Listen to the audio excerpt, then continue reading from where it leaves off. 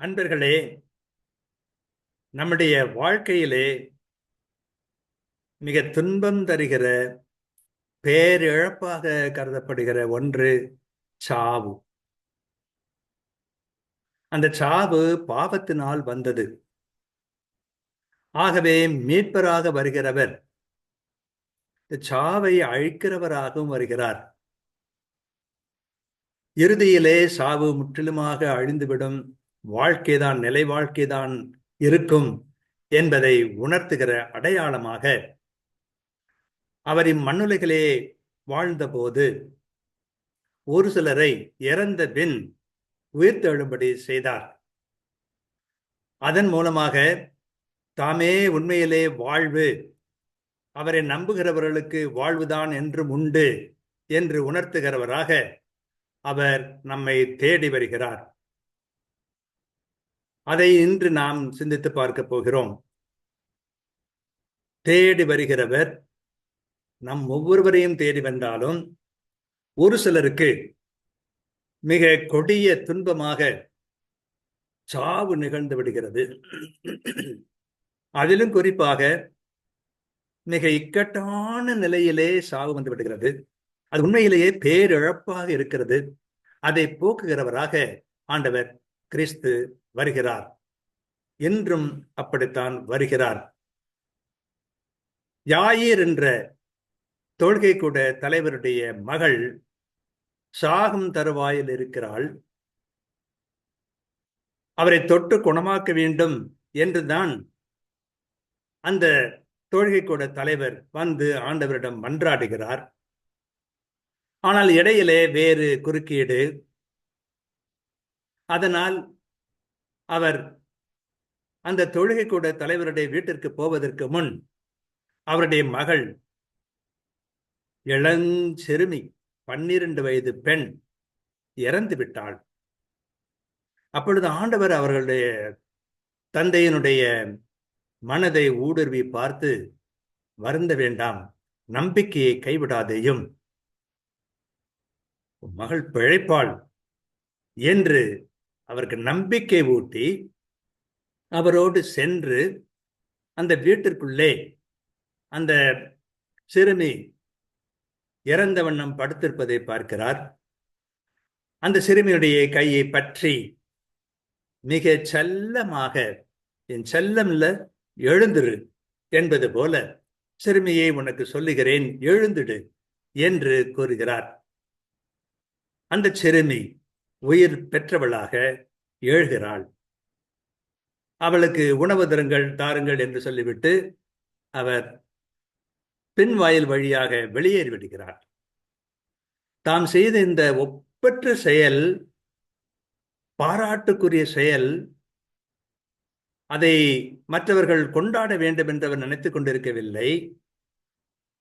இது அவருக்கு சாதாரணமான ஒரு செயல் போல எண்ணிக்கொண்டு இந்த சிறுமிக்கு உயிர் தந்துவிட்டு அவர் வெளியேறி விடுகிறார். அந்த சிறுமி உறங்குகிறாள் என்று அவர் சொன்னபோது அவரை நையாண்டி செய்தார்கள்.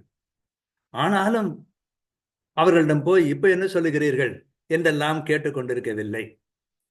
அதாவது இந்த இறந்து விட்டவர்களை எழுப்புவது என்பது அவருக்கு இயல்பான ஒன்று, சாதாரணமான ஒன்று. நமக்கு மூச்சு விடுவது எவ்வளவு இயல்பானதோ அதே போல அவருக்கு நிலைவாழ்வை தருவது என்பது இயல்பானது. ஆகவே அதனுடைய அடையாளமாக இந்த இறந்து விட்ட சிறுமியை எழுப்பிவிட்டு அவர் வெளியேறி விடுகிறார் என்று பார்க்கிறோம். அதே போலத்தான் இன்னும் சிறிது ஒரு கைம்பெண், அவளுக்கு ஒரே ஆதரவாக இருந்த மகன், அவன் இளவயதிலே இறந்து விடுகிறான். எத்தனை துன்பமான ஒரு நிகழ்ச்சி அது. அவளுடைய துன்பத்திலே பங்கு கொள்ளும் வகையிலே ஊரெல்லாம் கூடி அவளோடு அந்த சவ அடக்கத்திற்காக வருகின்றார்கள். ஒருபுறம் இந்த இறப்பின் பவனி வந்து கொண்டிருக்கிறது. இன்னொரு புறம் வாழ்வாகிய கிறிஸ்து அவர் சிலரோடு சென்று கொண்டிருக்கிறார்.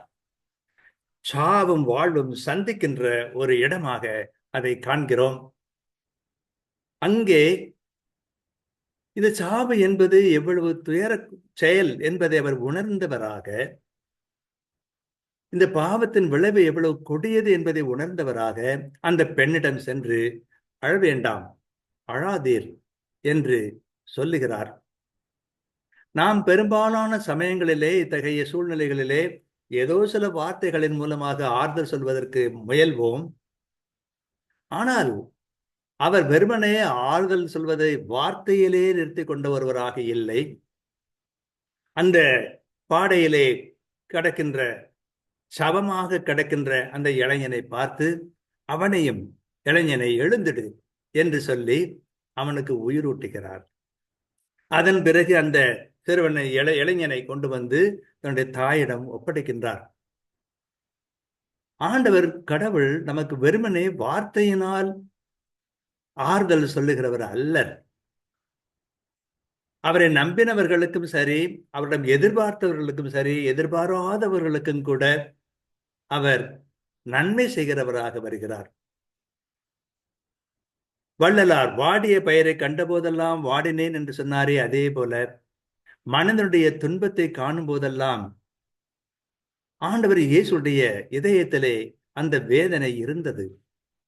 அதனால் தான் அந்த துன்பத்தை துடைக்கிறவராக அவர் வருகிறார் என்று பார்க்கிறோம்.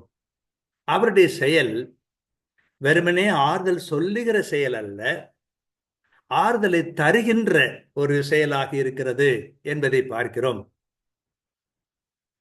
பிறகு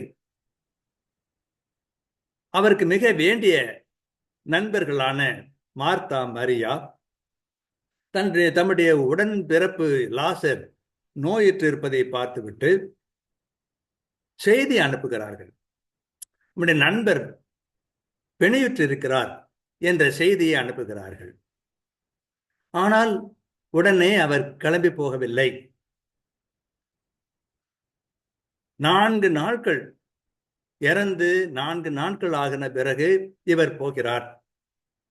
போய் நம் நண்பர் லாசர் உறங்குகின்றான், அவனை எழுப்புவதற்காக போகிறேன் என்ற வெளிப்பட பேசுகிற அந்த பேச்சோடு கிளம்புகிறார்.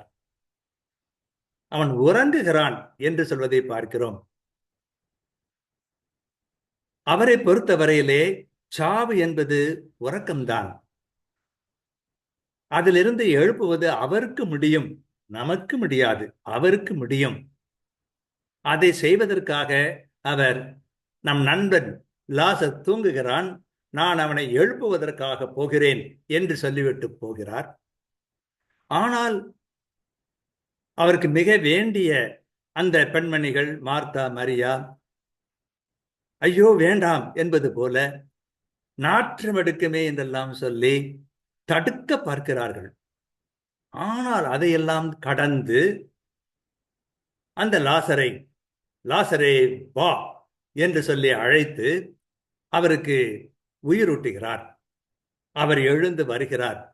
அனைவரும் ஆச்சரியப்படுகிறார்கள். இது மிக முக்கியமான ஒன்று. அதாவது சாதாரணமாக நாம் வெறுமனே வார்த்தையினால் தான் ஆறுதல் சொல்ல முடியும். அவர்தாம் வாழ்வு.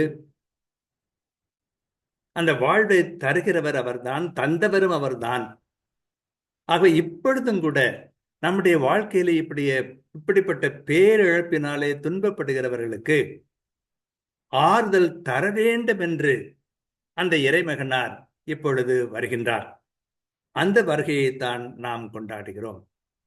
அவரை நம்புகிறவர்களுக்கு சாவு இல்லை என்று சொல்லிவிடுகிறார். இறந்தாலும் வாழ்வர் என்று சொல்லிவிடுகிறார். அவருக்கு சொல்ல முடிந்தது, ஏனென்றால் அவர் செய்து காட்டினார். ஆக நம்முடைய வாழ்க்கையிலே இப்படிப்பட்ட பேரிழப்பு வரும் பொழுது நாம் அவரிடம் திரும்பினோம் என்று சொன்னால், ஏதோ நாம் எதிர்பாராத வகையிலே நமக்கு வாழ்வளிப்பவராக, ஆறுதல் தருபவராக அவர் இருப்பார் என்பது உறுதி. இன்றும் இப்படி பேரிழப்பிலே துவண்டு போயிருக்கிறவர்களுக்கு ஆறுதல் தந்து தூக்கி விடுகிறவராக, அவர்களுக்கு உயிரூட்டுகிறவராக, அவர்களுக்கு ஆறுதல் தந்து வாழ்க்கையை மீண்டும் வாழ முடியும் என்று நம்பிக்கை தருகிறவராக அவர் வருகிறார். அத்தகையதுதான் இந்த திருவருகை. அதை நாம் ஆவலோடு எதிர்பார்த்திருப்பது நியாயம்தான். நாம் அவரிடம் நம்பிக்கை கொண்டிருந்தால் இறந்தாலும் வாழ்வோம் என்ற ஒரு உறுதியோடு இருப்பதுதான் உண்மையாக அவரை வரவேற்பதற்கு ஏற்ற செயலாக இருக்கும். நம்புவோம்.